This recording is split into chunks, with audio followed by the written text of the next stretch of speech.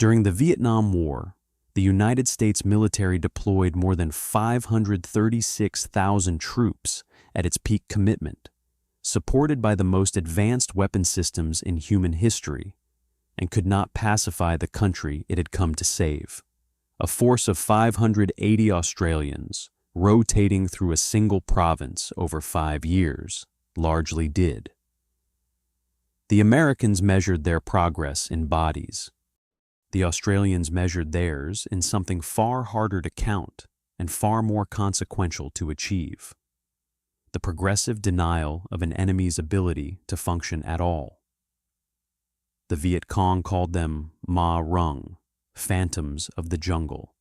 They earned that name not through superior firepower, but through a discipline so complete and a doctrine so precisely suited to the war being fought that General William Westmoreland reportedly complained they were not being aggressive enough.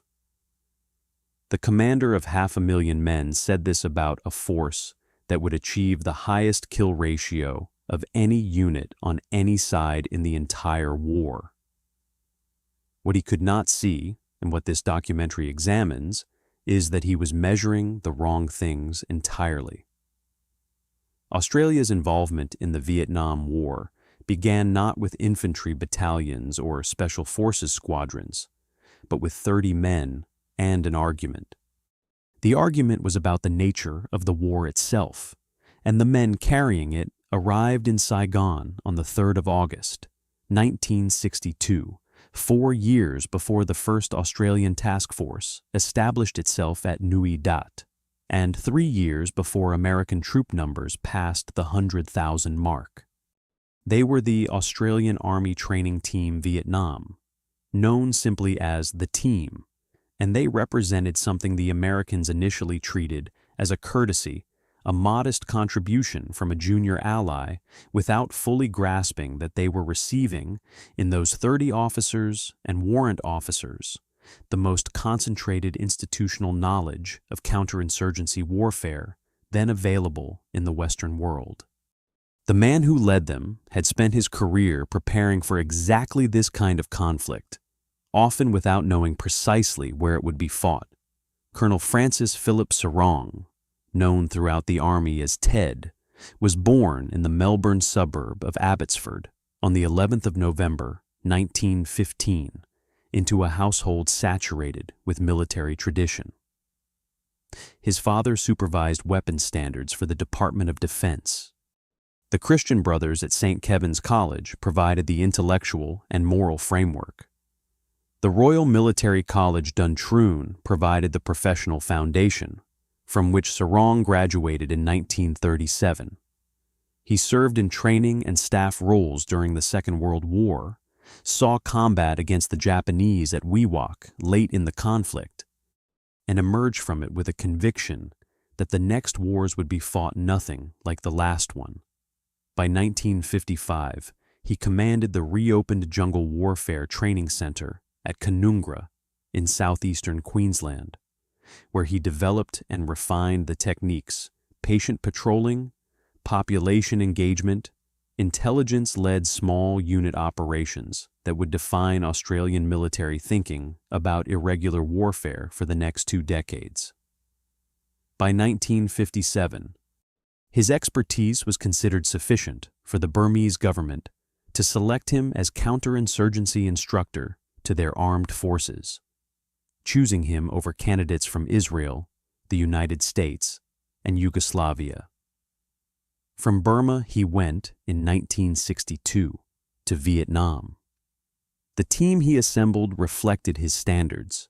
They were hand-picked, career soldiers averaging 35 years of age, the majority veterans of the Malayan Emergency, where British Commonwealth forces had defeated a communist insurgency through patient application of precisely the principles Serong had spent his career studying. They were, in the assessment of General Francis Hassett, one of Australia's most respected military figures, quiet, deep thinkers, brilliant tacticians, and good leaders. When the United States Secretary of State Dean Rusk met with Australian officials at the ANZUS conference in Canberra in May 1962, he freely admitted that American forces knew little about jungle warfare. The men Serong was already preparing to lead to Vietnam knew a great deal. What Serong found when he arrived did not encourage him. His self-funded reconnaissance tours in May 1962 produced assessments of stark clarity. The strategic situation was worse than he had been led to believe, and worsening. The Viet Cong plan was developing steadily. The government plan existed on paper. Under the heading of General Situation, Serong wrote that the American commander, General Paul Harkins, had not grasped the nature of his task. He hoped Harkins would do so soon, for all their sakes. Despite this private pessimism, Serong threw himself into the advisory relationship with characteristic energy. He was appointed senior counterinsurgency advisor to the MACV commander, a position that gave an Australian colonel formal influence over the direction of the entire American effort in Vietnam. His tactical recommendations were adopted into training courses. He lectured senior American officers at levels reaching the National Security Council. He was consulted by 3 presidents, Kennedy, Johnson, and Nixon. His advice informed the institutional architecture of American small unit reconnaissance training in ways that would outlast the war itself. And none of it moved American strategy in the direction he believed the war required. The AATV grew steadily from its original 30 members. By September 1964, it numbered 73. By June 1965, it had reached 112. Its peak strength of 227 came in November 1970, by which point its members were operating across the full length of South Vietnam, from the Mekong Delta to the demilitarized zone, individually or in pairs, advising South Vietnamese and Montagnard units in the tactics of jungle warfare that Canungra had refined and Malaya had validated. The individual nature of much of this advisory work, 1 or 2 Australians embedded with a Vietnamese unit, dependent entirely on personal professional authority rather than formal command, demanded a standard of individual judgment that the selection process was designed to ensure. An Australian advisor who gave poor advice or demonstrated tactical incompetence would lose influence rapidly and irreversibly. The South Vietnamese officers and soldiers he worked with had seen enough foreign advisors to evaluate professional performance accurately and quickly. The best AATV members became genuinely trusted within the units they served, and their influence extended to operational decisions, training standards, and tactical innovations in ways that no formal advisory relationship could have mandated. The worst were politely tolerated and tactfully sidelined. The selection process produced few of the latter. When the last of the team withdrew in December 1972, it had become the most decorated Australian unit to serve in the entire war. All 4 Victoria Crosses awarded to Australians during the conflict went to AATV members. The unit that arrived as a gesture of alliance solidarity had become something else entirely. The institutional transmission mechanism through which Australian counterinsurgency doctrine traveled into the bloodstream of Allied military practice, sometimes absorbed, sometimes acknowledged and set aside, occasionally adopted in ways that echoed decades beyond anyone's anticipation. The larger Australian commitment arrived in April 1966, and its commander understood immediately that the opportunity before him was not simply military, but doctrinal. Brigadier Oliver David Jackson, born in London in 1919, had graduated from Duntroon in 1939 and served throughout the Second World War in the Middle East and New Guinea. He was the only officer in the history of the Australian Army to have commanded all 3 original battalions of the Royal Australian Regiment. His service in Korea from 1952 to 1953 and his posting as military attaché in Washington from 1963 to 1965 had given him direct and unsentimental knowledge of how Americans thought about military problems, the emphasis on mass, firepower, logistics, and quantifiable results that shaped every institutional impulse of the most powerful military organization on Earth. Jackson brought to Vietnam an understanding of that culture, precise enough to navigate it and confident enough to operate outside it.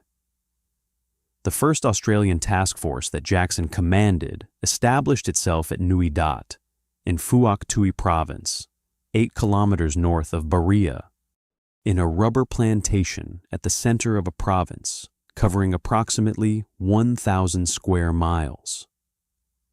The terrain ranged from the rubber plantations of the coastal lowlands through rice paddies and scattered villages to jungle-covered mountains in the northeast. The Mai Tau Range that would preoccupy Australian operations for years.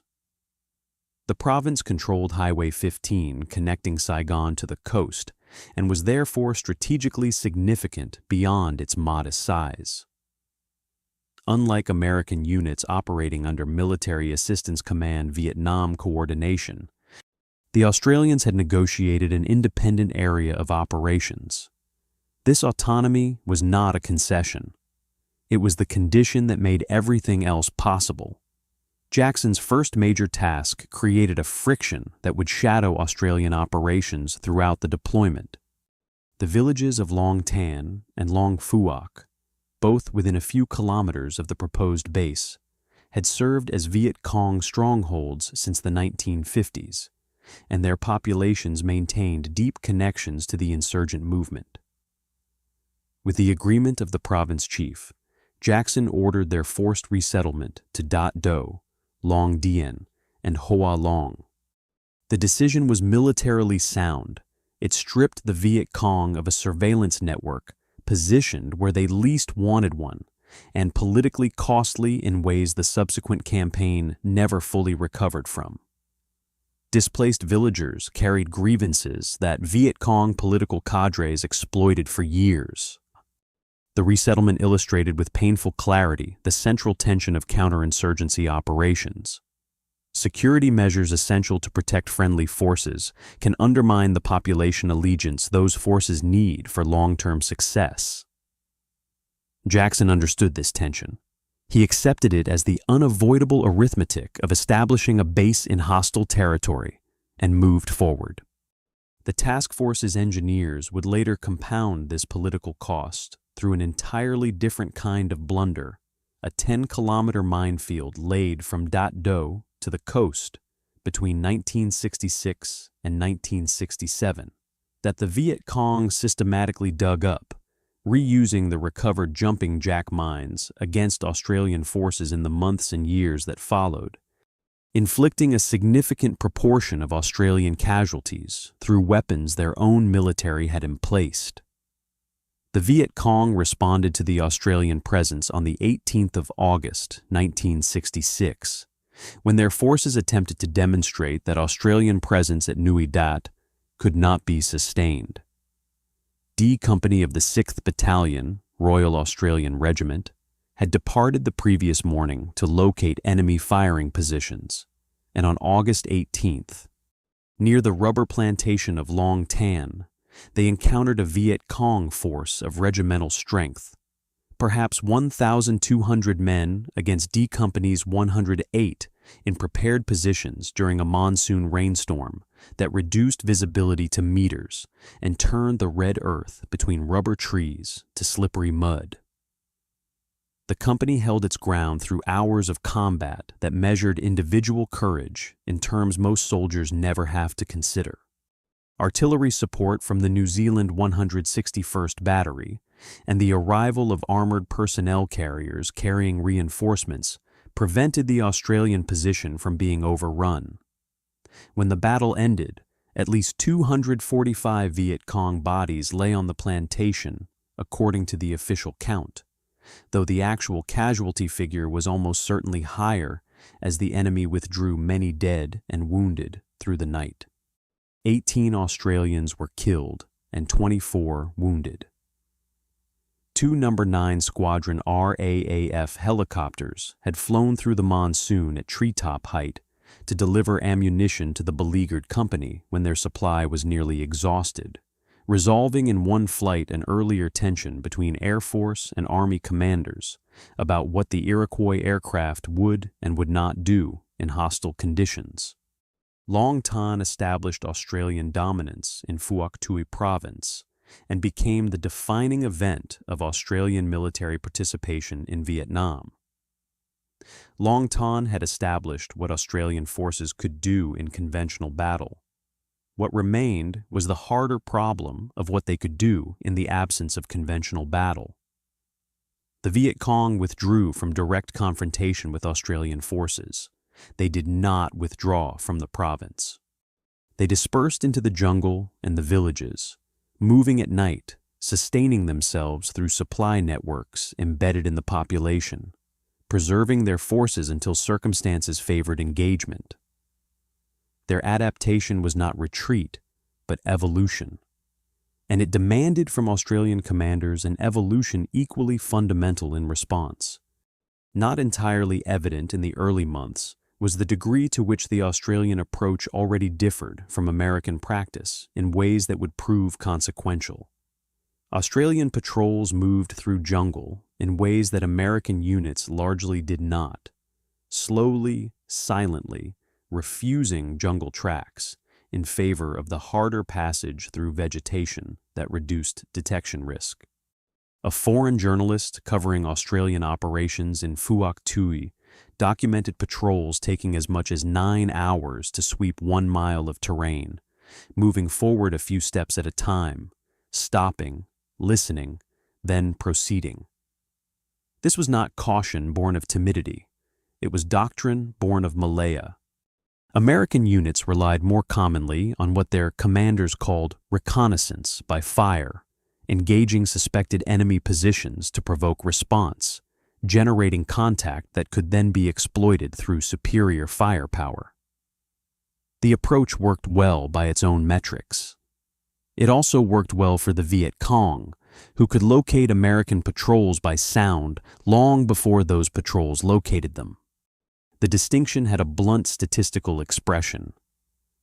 Viet Cong forces initiated 90% of large firefights in South Vietnam by 1967, retaining the strategic initiative that allowed them to choose when and where to accept battle, regardless of the overwhelming American material advantage. Westmoreland's complaint to Major General Tim Vincent that the Australians were not being aggressive enough became, in retrospect, one of the more revealing statements of the war. The commander measuring success by body count was criticizing a force that would accumulate the highest kill ratio of any unit on any side, precisely because its methods prevented the enemy from choosing the terms of engagement. The Australians were not less aggressive. They were differently aggressive, channeling aggression through precision rather than mass, through knowledge rather than volume, through patience rather than momentum.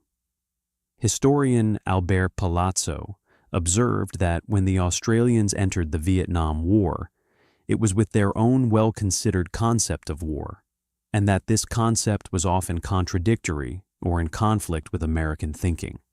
This was not stubbornness or alliance friction. It was the consequence of a different institutional history and a different understanding of what the war actually required. On the 16th of June, 1966, 3 Squadron of the Special Air Service Regiment arrived at Vung Tau via Saigon and moved to Nui Dat the following day. 120 personnel organized into troops of approximately 30 men each, deploying in patrols of 4 to 6 soldiers, most commonly 5. The number that balanced operational effectiveness against the paramount need for stealth in jungle operations. They occupied a classified area atop the Nui Dat feature that became known as SAS Hill, where no unauthorized personnel were permitted entry and where operations were classified secret from the surrounding base population. The physical separation was deliberate. What happened on SAS Hill was different from what happened anywhere else at Nui Dat, and the difference required protection from the kind of casual information leakage that would eventually compromise patrol patterns if left unguarded. Each patrol carried weapons loads calculated to serve two distinct operational requirements simultaneously. M16 rifles provided individual firepower.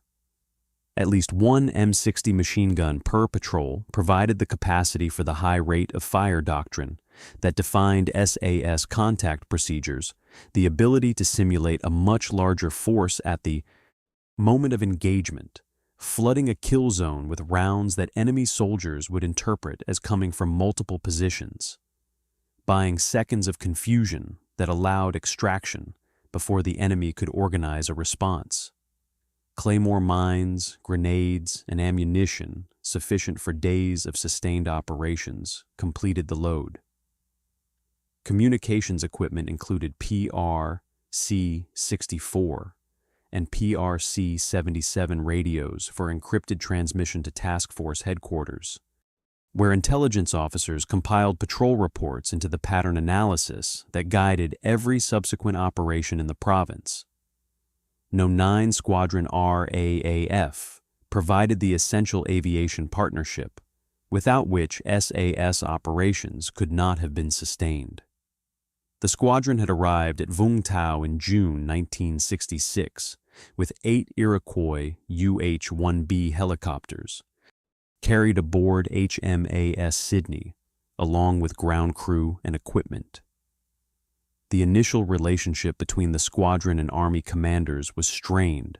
The Air Board in Australia maintained that peacetime regulations should govern the squadron's operations, limiting what the Iroquois aircraft would do in insecure conditions, a position that Army commanders regarded as entirely incompatible with the war they were actually fighting.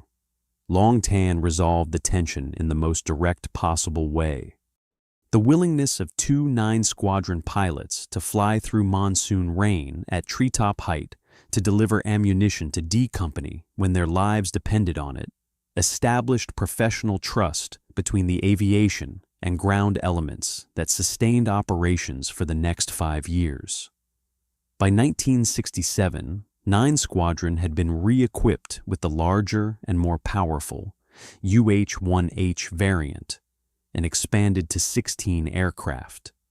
4 of these were modified into Bushranger gunships, fitted with twin forward-firing 7.62mm miniguns and 7-tube 2.75-inch rocket launchers in addition to door-mounted M60 machine guns. The Bushrangers became the SAS Patrol's insurance policy, the firepower available when insertion or extraction turned hostile. When a patrol found itself surrounded or compromised and needed the kind of support that could hold multiple enemy positions suppressed while ropes dropped through jungle canopy and soldiers came out under fire. The standard insertion formation for a 5-man patrol used 5 aircraft, 1 slick carrying the patrol, 1 spare slick, 2 Bushranger gunships, and a command aircraft positioned above the formation to coordinate. The pilot Holt McMinn described the insertion experience as unlike anything else aviation had to offer. The helicopter would fall out of the sky to treetop level, he recalled, flying at heights where the rotor wash ripped at the clothing of soldiers sitting in the doors with their feet hanging out over the jungle canopy. The sensation more extreme than anything available at Disneyland or anywhere else. The patrols inserted and immediately disappeared into vegetation that closed behind them as completely as water closing over a stone. They would not be seen again from the air until extraction days or weeks later, when the bushrangers would circle overhead while the slicks descended to whatever landing zone the patrol had identified. The techniques that made those patrols effective drew from multiple sources of institutional knowledge, woven together over decades of Australian military experience. The Malayan emergency had provided direct operational validation of jungle warfare principles that Canungra had codified. Patrol slowly, read the ground, separate the insurgent from the population, deny food supply as a strategic lever. Working with indigenous trackers during Malayan operations and in northern Australia had absorbed skills in reading environmental sign, identifying foot traffic patterns from disturbances in vegetation and soil, determining freshness of broken branches and footprints, locating base camps through accumulated indicators invisible to untrained observers. A bent branch, a disturbed leaf mat, a section of trail where footprints had been partially obscured by someone who had learned to walk carefully, but not carefully enough. These told stories to trained observers about who had passed, how many, when, and in what direction that conventional reconnaissance methods could not match. The operational doctrine that emerged from these elements was precise in its priorities. Patrols moved slowly because speed generated sound and disturbance.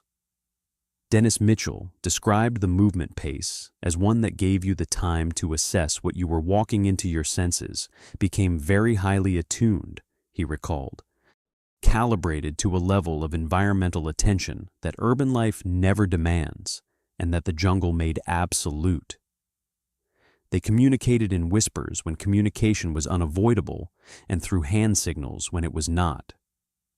They lit no fires.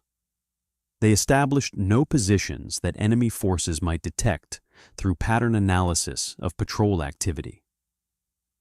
When contact with small enemy elements occurred in circumstances that favored engagement, the SAS response followed a template developed through hundreds of operations. Initiate with the maximum volume of fire the patrol could sustain simultaneously, creating the impression of a force several times larger.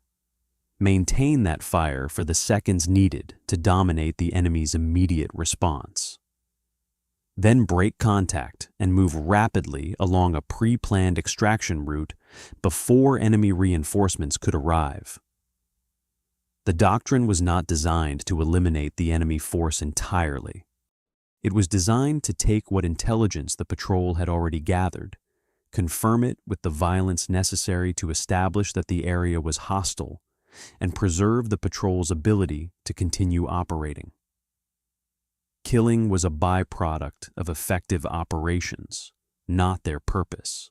When they observed enemy movement without opportunity for favorable engagement, they reported through encrypted radio to headquarters and moved without initiating contact.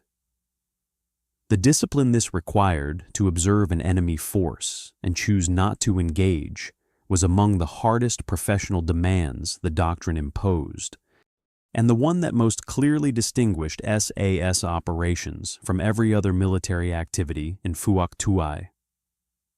Not all AATV members operated through the task force structure. Warrant Officer Ray Simpson served with United States 5th Special Forces Group, Mobile Strike Forces, and Provincial Reconnaissance Units. Operating in the most lethal and ambiguous corner of the advisory mission, the direct action work that took small mixed teams into Viet Cong, controlled areas with objectives that could not be accomplished from any base. Simpson was awarded the Distinguished Conduct Medal for actions in 1964 and the Victoria Cross for conspicuous gallantry during operations in 1969. When he repeatedly exposed himself to concentrated enemy fire to protect wounded soldiers and direct his team's extraction under conditions that most officers would have considered unsurvivable. He was one of 4 Australians to receive the Victoria Cross in Vietnam. All four went to AATV members, the 30-man advisory team that arrived in 1962, and the organization it grew into had produced every Australian VC of the entire conflict. The ratio of decorations to personnel was unlike anything the broader force could approach, and reflected the character of the work. Individual judgment under extreme pressure, with no formed unit behind you and no doctrine adequate to the situation at hand. The Viet Cong noticed. They noticed in the way that soldiers notice things that genuinely threaten them through the gradual accumulation of experience with an adversary whose behavior violated expectations in ways that resisted explanation. They named what they noticed: Rung, phantoms of the jungle. The name reflected both accurate tactical assessment and something approaching superstitious unease, an enemy that left no trail, made no sound, and seemed to have known what it would find before it arrived. For professional soldiers, being named by their adversaries in the language of fear is a form of recognition that no official citation can replicate. In February 1969, Major Reginald Beasley arrived with 3 squadrons' second tour of Vietnam and committed, on his first significant act of command, what must have seemed to some observers like an act of institutional vandalism. Beasley was a career SAS officer whose background in selection and recruitment had given him a precise understanding of why the regiment existed and what it was for. What the regiment was not for, in his assessment, was displayed on the kills boards that previous squadrons had erected on SAS Hill, physical displays tracking enemy casualties accumulated by each tour, the competitive record of how many the last group had killed, and the implicit challenge to the incoming group to do better. Beasley walked up to the boards and knocked them down. The regiment was not there to kill people, he said. It was there to gain information. The statement was not pacifism. It was doctrine. Within the SAS itself, this approach was not universally shared. Brigadier Hughes, who had commanded 1 ATF from October 1967 to October 1968, had articulated a different view. The kill rate achieved by the SAS was very gratifying, he had noted, and he did not view the SAS as an intelligence-gathering organization, but rather as a reaction force to intelligence gathered by other means. The disagreement between these positions, whether the SAS existed primarily to find or primarily to kill, reflected a genuine tension within Australian military, thinking about how special operations forces should be employed. Beasley's tour resolved the question not through argument, but through results. The operational consequence of his approach was a tour concentrated almost entirely on the Mae Tao Mountains in northeastern Phuoc Tuy, the enemy's most significant base area, beyond artillery and mortar range of the Australian guns at Nui Dat, a vast tract of jungle that could not be isolated by conventional forces and could not be denied to the enemy through firepower. The SAS task was to detect and report what was happening in those mountains, which routes the Viet Cong used, where they positioned their bases, how many troops moved through which areas at what times. The intelligence had to be accumulated methodically, patrol by patrol, week by week, until the picture was complete enough to act upon. Dennis Mitchell arrived in Vietnam in November 1968, deployed as one of 15 men identified as the top graduates of the SAS patrol course, and sent as emergency reinforcements for 2 squadron, which had suffered a significant number of medical evacuations and needed personnel who could operate immediately at the required standard. He served with 2 squadron from the 1st of December to the 20th of February, 1969, then transferred to 3 squadron under Beasley, serving until the 12th of September of that year. He worked as a scout, the patrol's point man, the soldier responsible for walking first into whatever the jungle contained and providing the fraction of warning his patrol needed to react if that content included an enemy force with weapons aimed in their direction. Mitchell found the scout's position less psychologically taxing than might have been expected. He liked the idea that he controlled what the patrol walked into, that his senses were engaged fully and continuously. They moved incredibly slowly, he later observed. The pace gave him time to assess what lay ahead, to read the subtle environmental changes that distinguished jungle through which people had recently passed from jungle that had been undisturbed for days. The weight of responsibility was considerable, but it was the kind of responsibility he understood as belonging to the work. The physical environment compounded every tactical difficulty. The tents on SAS Hill had been erected years before Mitchell arrived and had deteriorated in the monsoonal climate to the point where some might generously have been attributed to World War II vintage. Each tent held 4 men on duckboards, surrounded by sandbags that protected the walls but provided nothing overhead. 4 men from the same patrol shared a tent. The bonds formed in that context, Mitchell later observed, were ones that could be set down for years and picked up again without apparent gap, as though time had not intervened at all. On the 1st of January, 1969, Mitchell's patrol found itself in a contact severe enough that his patrol commander, a man named Lou Kennedy, said something that soldiers say when they are not entirely certain of the outcome. "Mitch, if we get out of this, we both go to church on Sunday." They got out. The May 1969 contact, led by Patrol Commander Chris Roberts near the Courtenay rubber plantation, illustrated a different category of difficulty, the kind where tactical skill and communications failure intersect in ways that test the entire system simultaneously. Roberts' patrol was surrounded by Viet Cong forces he could observe to the north, south, and west, with almost certain enemy presence in the thick vegetation to the east as well. Rain an hour before the contact had soaked his primary radio, eliminating normal communication with base. He resorted to whispering into his VHF handset on a frequency called Nui Dat RT, monitored by aircraft transiting Phuoc Tuy Province, reaching the task force through an improvised relay before the bushranger gunships arrived. He asked for rockets 20 meters to the north and 20 meters to the south of his position. After the rockets came in, a single helicopter crossed the treetops and dropped 4 ropes to the patrol. Both door gunners and the patrol members were firing simultaneously as the 5 men hooked onto the ropes and were pulled upward through the canopy with tracer rounds visible from multiple directions. "My patrol owes its life to that very gallant pilot," Roberts later said. "The intelligence accumulated under these conditions nonetheless."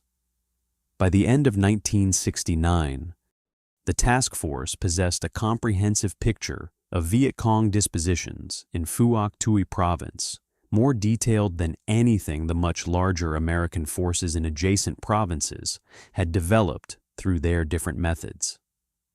Beasley's year had produced what he always said it would, not a kills board to replace the one he had knocked down, but the knowledge that made subsequent operations decisive.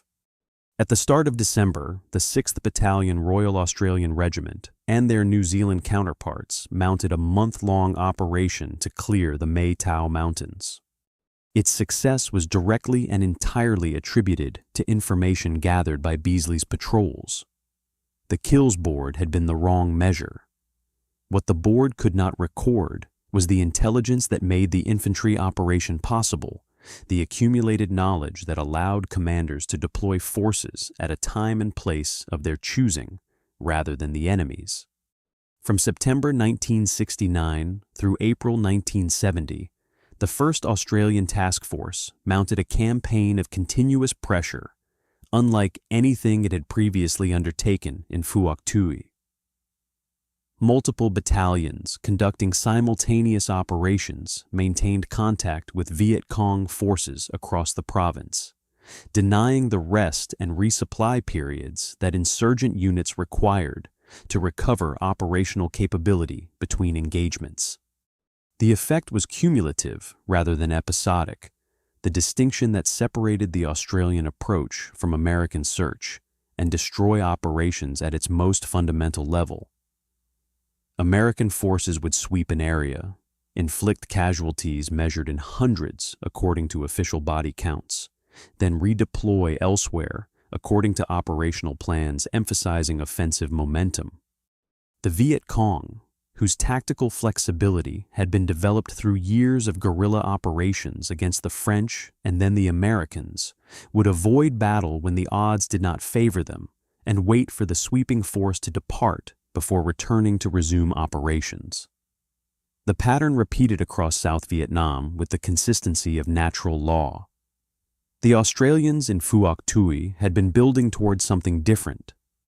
By April 1970, the bulk of Viet Cong main force units, the 274th and 275th Regiments of the 5th Viet Cong Division, had withdrawn from the province to recuperate in Long Con Province, or in border areas beyond Australian operational reach. The two regiments that had operated in Phuoc Tuy for years, that had accumulated detailed knowledge of every trail and village and concealed position, that had initiated the attack on Long Tan and sustained continuous pressure on Australian forces for 4 years, could no longer sustain operations in their home province. The Viet Cong had not been destroyed. They had been pushed back, and the difference between those two outcomes would define everything that followed. Local force elements and political cadres remained, and they remained dependent on something that had become, through the sustained offensive, a vulnerability rather than a foundation. The Viet Cong supply network in Phuoc Tuy Province had operated continuously since the early 1960s, sustained by village populations whose sympathies lay with the insurgent movement and whose practical assistance took the form of rice, vegetables, medical supplies, intelligence about government and Australian force movements, and shelter for guerrillas in need of rest. The system had survived 4 years of Australian operations precisely because it was resilient by design, distributed across dozens of villages, operating through individuals with legitimate reasons to be present in those villages, moving under cover of darkness along routes that conventional forces rarely monitored consistently enough to interdict. It was not a supply line in the conventional military sense. It was a biological process, as organic and adaptive as the jungle itself. The importance of that supply connection had been documented in SAS patrol reports since 1967, when observers first identified the regular nocturnal movement patterns that linked jungle base areas to village supply points throughout the province. What those early reports could not establish was a comprehensive picture of timing and routing consistent enough to act upon systematically. Individual contacts disrupted specific supply attempts. They did not threaten the network itself. The network could absorb individual contacts because it was not a network in any formal organizational sense. It was a pattern of behavior embedded in the relationships between people who had lived in proximity to one another for decades, sustained by loyalties that preceded the war and would outlast it. Severing a biological process requires different methods than destroying a logistics organization. You cannot bomb the trust between a guerrilla fighter and the village family that has fed him since childhood. You can, however, make acting on that trust too dangerous to attempt. The sustained offensive changed its character. With main force units pushed out of the province and local forces under constant pressure from Australian patrols, food stocks in jungle base areas collapsed to levels that could not support extended operations. The interval between necessary resupply visits to villages shortened from weeks to days. The movement became not merely habitual, but compelled, driven by the biological reality that soldiers who do not eat do not fight. And the compulsion created predictability of a kind that intelligence analysis could exploit. Australian intelligence officers studying accumulated SAS patrol reports across 1969 and early 1970 identified patterns that had been obscured by the apparent complexity of the supply network. Enemy activity at the approaches to sympathetic villages peaked consistently around 8 o'clock in the evening, as Viet Cong patrols completed their approach from jungle base areas and began the careful entry into village perimeters under darkness. A secondary peak appeared between 4 and 5 in the morning, as the same parties withdrew with their provisions before daylight exposure made movement too dangerous to justify. The timing reflected tactical necessity. The full hours of darkness were needed to cover both the approach, the time spent in the village collecting supplies and gathering intelligence, and the return to jungle positions before dawn. The consistency of the pattern across multiple villages and multiple intelligence reports was not coincidental. It was structural, imposed by the operational mathematics of insurgent logistics in a province where every other operational option had been progressively removed. The concept that emerged from this analysis was spare in its elegance. Viet Cong forces could not survive without village access. Village access required movement on identifiable routes at predictable times. Ambushing those routes during those hours would sever the connection between insurgent forces and their support base more effectively than attempting to destroy those forces directly in jungle terrain, where they retained every advantage. The insight was not novel in the abstract. Interdicting enemy logistics is a principle as old as organized warfare. What was novel was the precision with which it could be applied when the intelligence base was sufficiently detailed, and the discipline with which it could be sustained when the operational culture was sufficiently developed. Other forces in Vietnam had conducted ambush operations. What distinguished the Australian approach was the combination of intelligent specificity, the willingness to hold positions for days and weeks rather than hours, and the command acceptance of operational results that could not easily be expressed as body counts in theater-wide reporting. The approach required no massive firepower, in no multi-battalion sweeps, no displacement of civilian populations. It required precise knowledge of which routes mattered most, maintained presence on those routes during the hours when enemy movement was most likely, and the discipline to sustain that presence over weeks and months rather than abandoning positions after the first contact. Operation Phuoc Hop implemented this concept from the 7th through the 18th of April, 1970, conducted by the 8th Battalion Royal Australian Regiment. The operation's objective was stated in operational orders with an explicitness that operational summaries described as representing an entirely new concept for the task force: to deny the enemy access into the villages rather than to maximize enemy casualties through large engagements.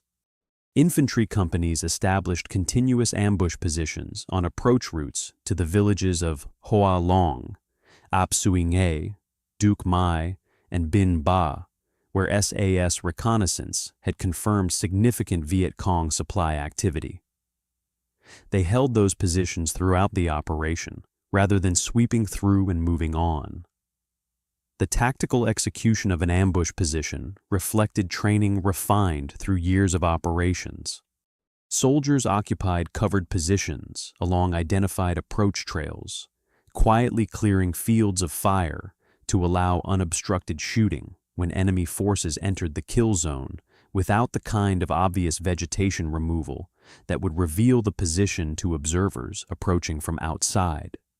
Claymore mines directional anti-personnel weapons containing 700 steel balls behind a curved explosive charge, positioned to cover the kill zone from multiple angles, gave the ambush a breadth of effect that rifles and machine guns alone could not provide.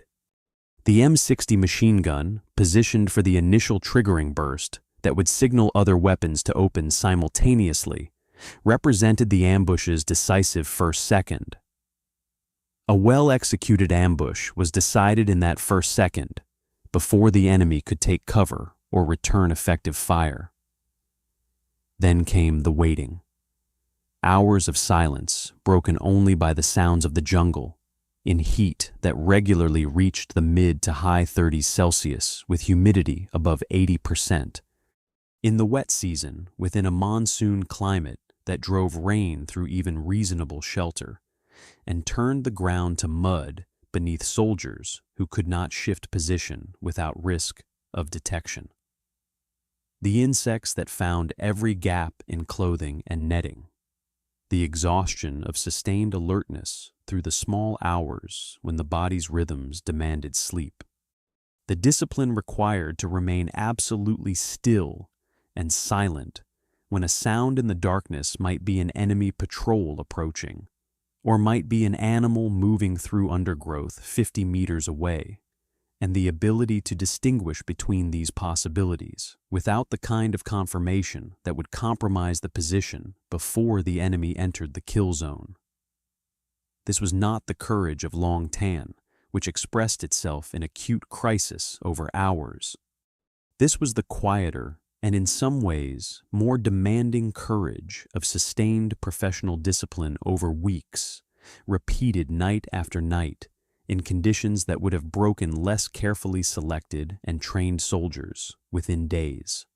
Operation Phoi Hop concluded on the 18th of April with a cordon and search of Ap Bak hamlet within Hoa Long village to apprehend suspects and gather intelligence.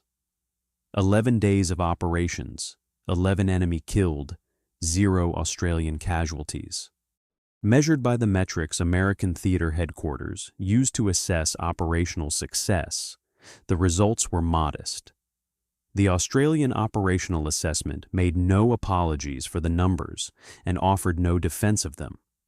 The aim of the operation was achieved. The 11 killed demonstrated that Viet Cong forces attempting to infiltrate supply parties into villages faced lethal consequences, making the resupply missions unsustainable. The absence of Australian casualties confirmed the ambush positions had been properly sighted and executed. Most significantly, the operation established a pattern that available forces could sustain indefinitely, unlike large-scale sweeps that consumed enormous resources for effects that evaporated when forces redeployed. Operations Kung Chung 2 and 3, conducted by the 8th Battalion in the middle months of 1970, continued the approach with the methodical persistence that distinguished it from any single operation.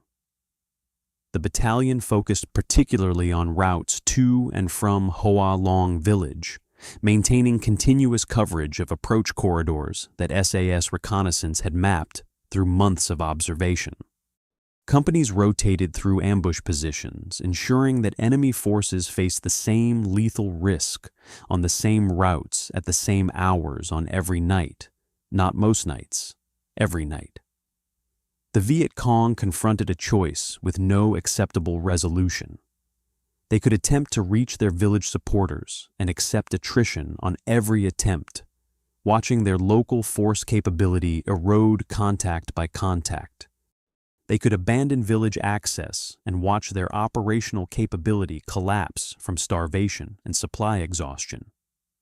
Neither path led anywhere worth going. On the 12th of August, 1970, 8th Platoon of C Company occupied an ambush position near Hoa Long, based on intelligence indicating enemy movement that night. In the early morning hours, in the window between 4 and 5, when SAS observation had identified the secondary peak of enemy withdrawal from villages, a Viet Cong supply party that had spent hours in the village collecting provisions moved back along the route toward their jungle base area and entered the kill zone. 9 were killed in the engagement that lasted only minutes. 5 were captured. The prisoners provided intelligence that refined Australian understanding of remaining Viet Cong capabilities and intentions, feeding the next cycle of operations in an upward spiral of targeted effect. That ambush succeeded not because of exceptional tactical skill beyond the Australian standard, and not because of unusual operational intelligence. It succeeded because 4 months of systematic coverage had eliminated every alternative the enemy might have used.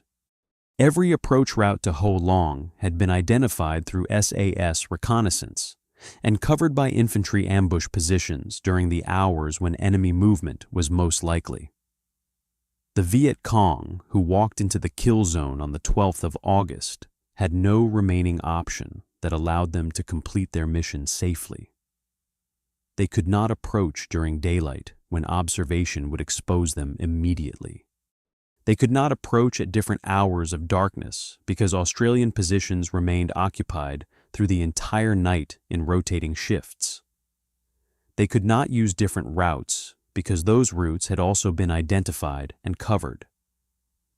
The comprehensive nature of the ambush corridor system had closed every window simultaneously, leaving enemy forces with nothing between the unacceptable risk of attempting resupply and the slower certainty of starvation. By late 1970, operational summaries documented the cumulative effect in terms that would have been unimaginable 4 years earlier. Enemy-initiated contacts in Phuoc Tuy Province had collapsed to near zero levels. The mining effort that had previously accounted for significant Australian casualties had ceased because the forces that had conducted those operations could no longer move safely through the province to emplace them. Intelligence assessments concluded that only a token military presence remained within the province, with main force units unable to operate effectively, and local guerrilla elements reduced below the threshold of operational relevance. Highway 15, connecting Saigon to Vung Tau through the center of Phuoc Tuy, was open to unescorted civilian traffic for the first time in years. The success in Phuoc Tuy raised a question that American officers in liaison roles had been accumulating evidence to answer for years, and the answer contained more complexity than the question itself suggested. If Australian methods were so demonstrably effective, why had American forces not adopted them? The question deserved more than the obvious response that American commanders were committed to a different doctrine and too proud to learn from a junior ally. The honest answer was more structural and more difficult. The most fundamental barrier was arithmetic. The 1st Australian Task Force concentrated its entire effort on approximately 1,000 square miles with 8,000 personnel at peak commitment, a force density that allowed continuous patrol coverage comprehensive enough to close every enemy movement window simultaneously. American forces faced responsibility for security across tens of thousands of square miles with over 536,000 troops at peak deployment in 1968 and 1969, a ratio of force to space that made the Australian density of coverage nationally impossible to replicate without a level of mobilization the American political system could not sustain. The mathematics were not a policy choice. They were a constraint that no amount of doctrinal innovation could resolve without a fundamental rethinking of American strategy in Vietnam that went far beyond questions of patrol doctrine. The paradox of the MACV Recondo School illustrated the limits of tactical transfer with particular clarity. Australian SAS personnel had provided instructors to the Recondo School at Nha Trang from 1966 and to the LRRP training wing at the Van Keep Training Center in Phuoc Tuy from 1967. The school, established at General Westmoreland's direction, with Ranger-qualified Special Forces cadre, supported by Australian and South Korean liaison instructors, trained 5,395 students between 1966 and 1971, of whom 3,357 graduated as Recondos. The long-range reconnaissance patrol units that produced graduates from this training were formally reorganized as the 75th Infantry Regiment Rangers in February 1969, the unit that became today's 75th Ranger Regiment, the lineal heir of doctrinal principles that Australian instructors had helped transmit at Nha Trang. Australian methods were not ignored. They were taught. They shaped the most consequential institutional development in American special operations during the Vietnam era. They could not be extended to the hundreds of thousands of conventionally trained American troops conducting operations across a country the size of South Vietnam without training pipelines that the American mobilization model and one-year tour rotation made structurally impossible to build. The training systems available to each force expressed this distinction with precision. The SAS selection and training pipeline invested more than a year in each operational trooper before considering him ready for patrol operations. The conscripted American infantryman, processing through basic training before a 12-month tour in Vietnam with units that constantly cycled personnel as soldiers rotated home and replacements arrived, was a fundamentally different professional product. Neither was less committed or less brave. They were products of different systems with different purposes, and the skills that allowed SAS patrols to operate silently in 5-man teams for weeks in enemy-dominated jungle were not skills that could be transmitted in the time available or distributed at the scale required. The command structures through which American forces operated imposed their own constraints on tactical adaptation. Australian operational independence within Phuoc Tuy allowed Jackson and his successors to develop approaches suited to their assessment of local conditions without seeking approval through multiple headquarters levels and without the institutional pressure to generate body counts that theater-wide metrics demanded. American battalion and brigade commanders operated within a system that assessed subordinate performance against metrics favoring approaches that generated measurable enemy casualties over approaches that controlled territory through subtler means.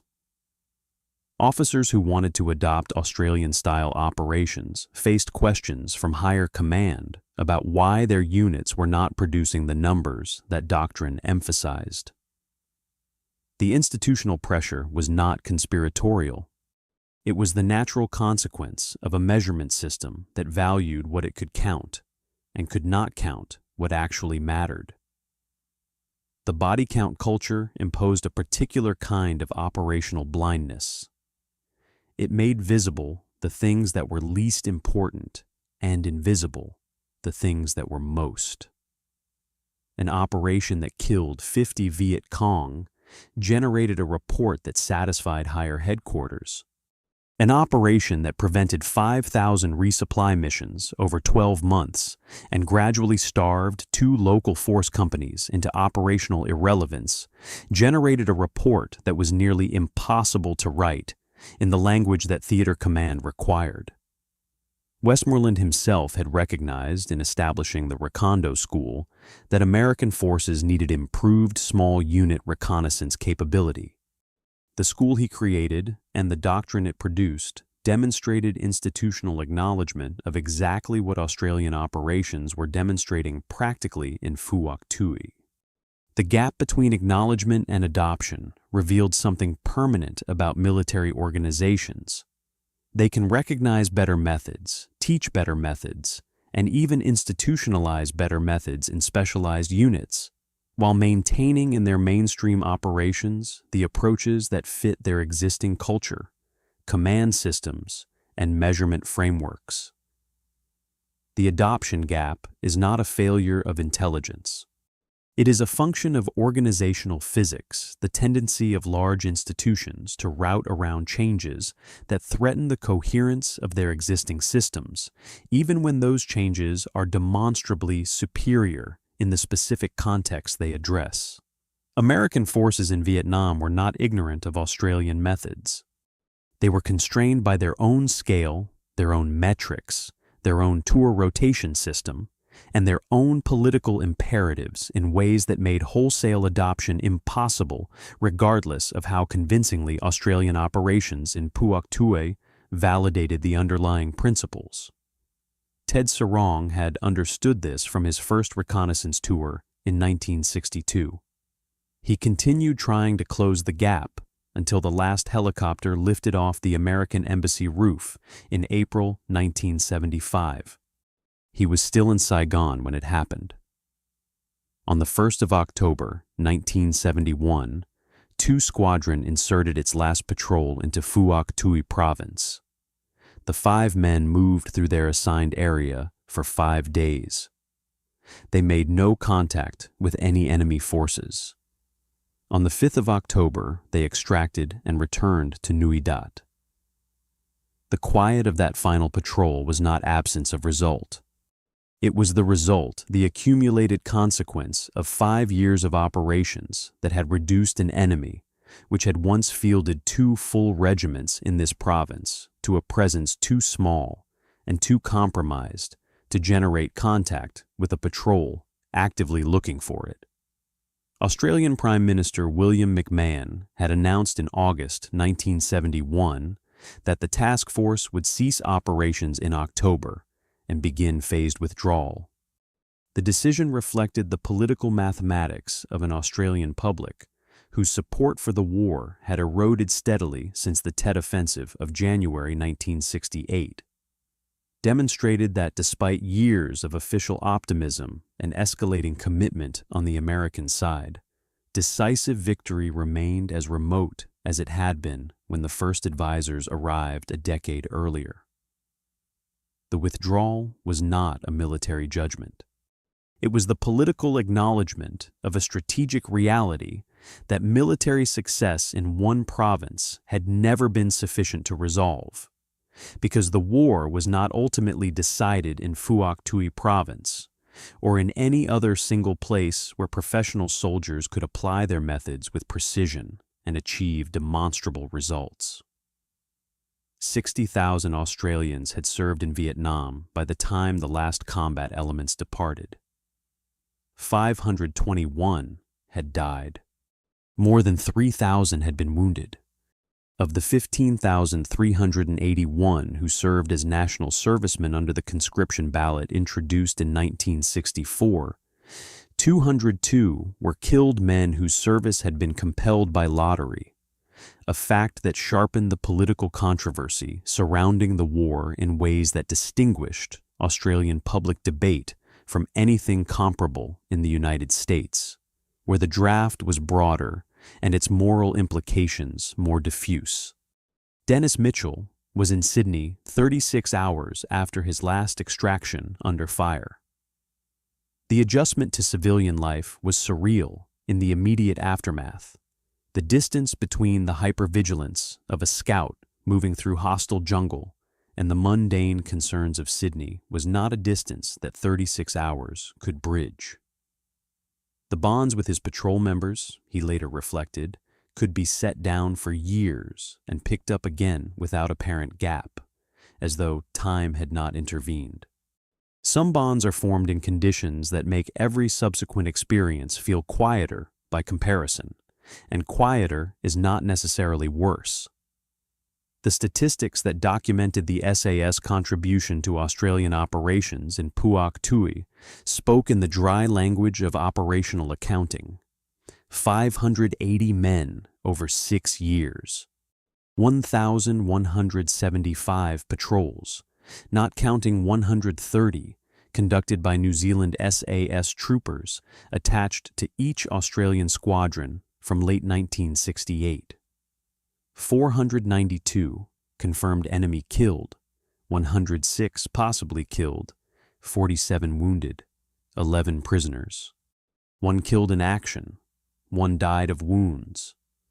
3 accidentally killed.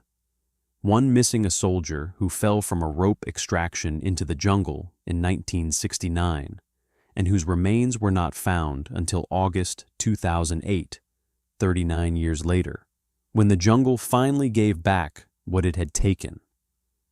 28 wounded. A kill ratio exceeding 30-1, the highest achieved by any unit on any side in the entire war, reached not through superior firepower or numerical advantage, but through the accumulation of intelligence that made every engagement a decision rather than an accident. The ratio mattered less than what it measured.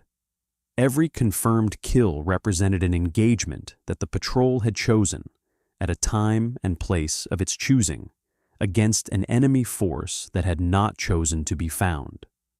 The inverse of that ratio, the SAS' own casualty figures, reflected something equally significant: that a force operating in enemy-dominated jungle for 6 years, conducting over 1,000 patrols, lost 1 man killed in action. The discipline that produced that figure was not luck. It was the operational expression of everything that Canungra had built, Malaya had tested, and 5 years of continuous operations in Phuoc Tuy had refined to something approaching perfection.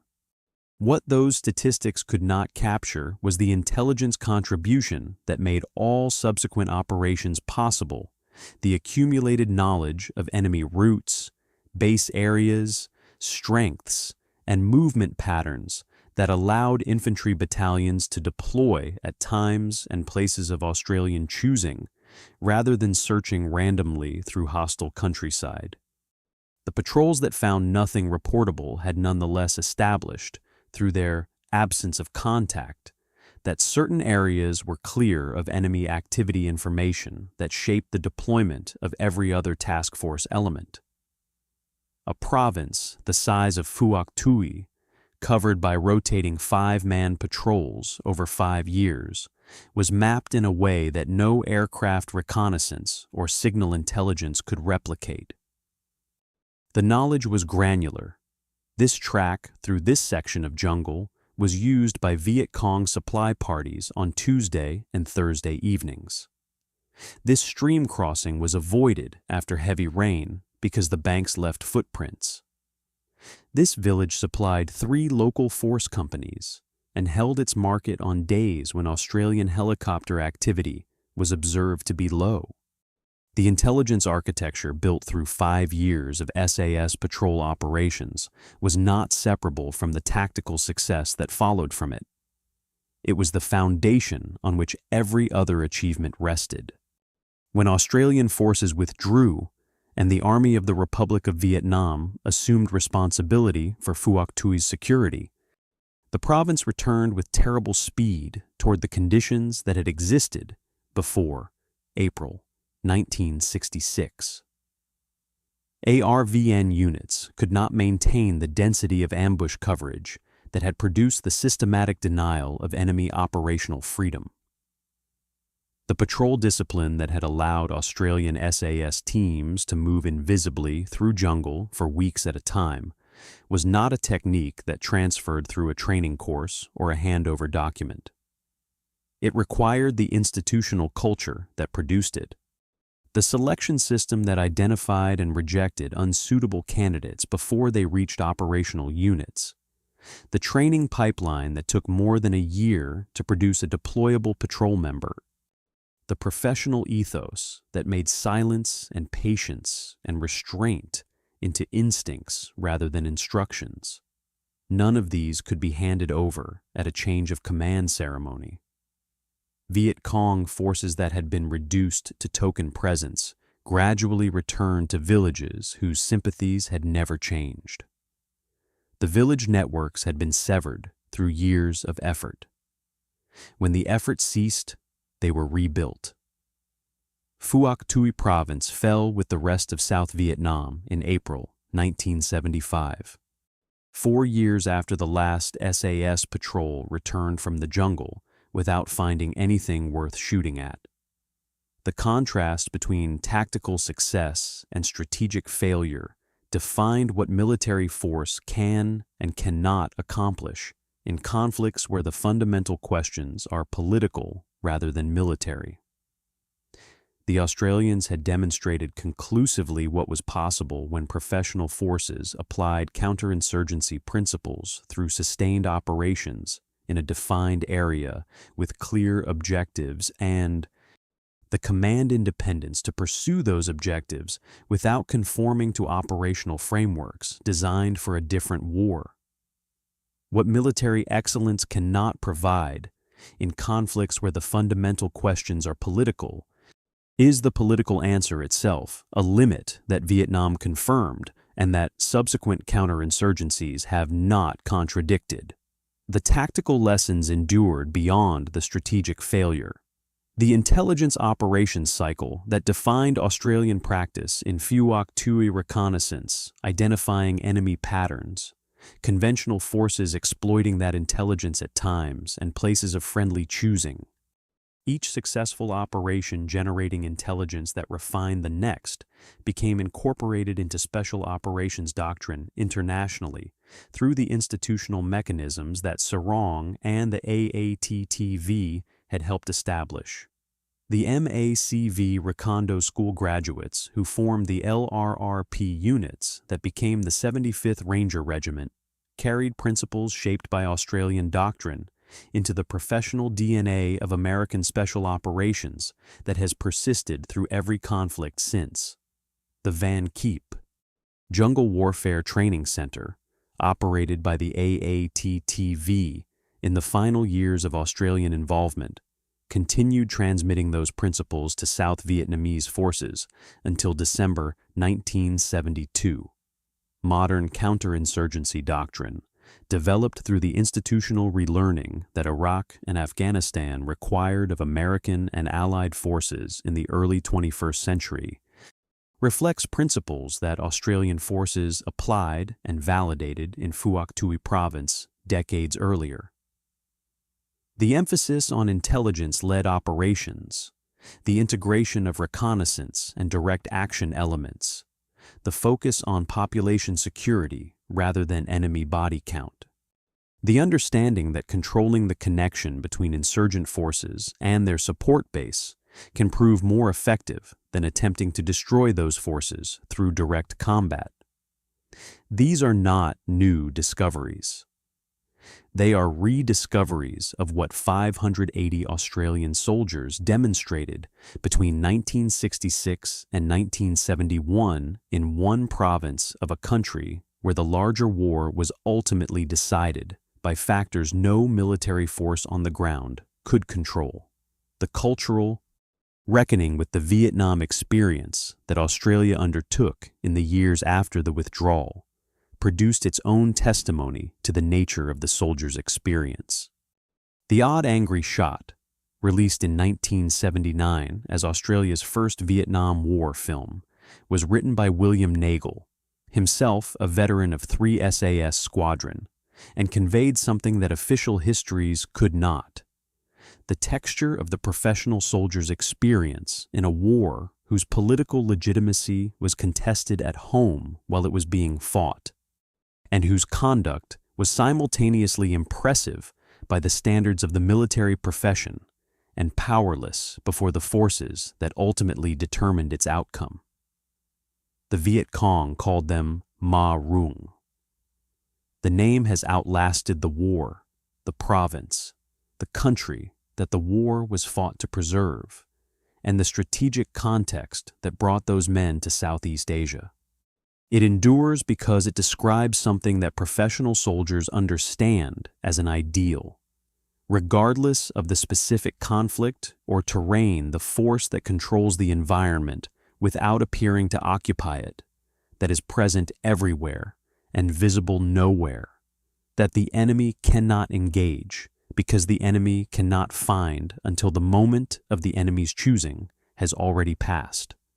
The specific techniques through which that ideal was pursued in Phuoc Tuy evolved over 5 years of continuous operations and have continued evolving in every subsequent deployment where the doctrinal legacy of those operations has been relevant. The underlying principle has not required revision. It was demonstrated by men who moved without sound through a jungle their adversaries considered their own, and who earned a name from those adversaries that constitutes the highest professional recognition the particular kind of soldier they were can receive. Not from their own side, from the other one.